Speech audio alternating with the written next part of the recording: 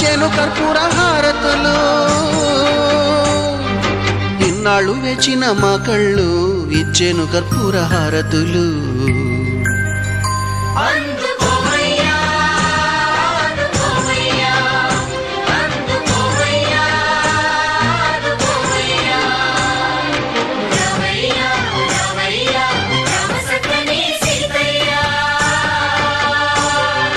రావయ్యా రావయ్యా రామ సక్కని సీతయ్య.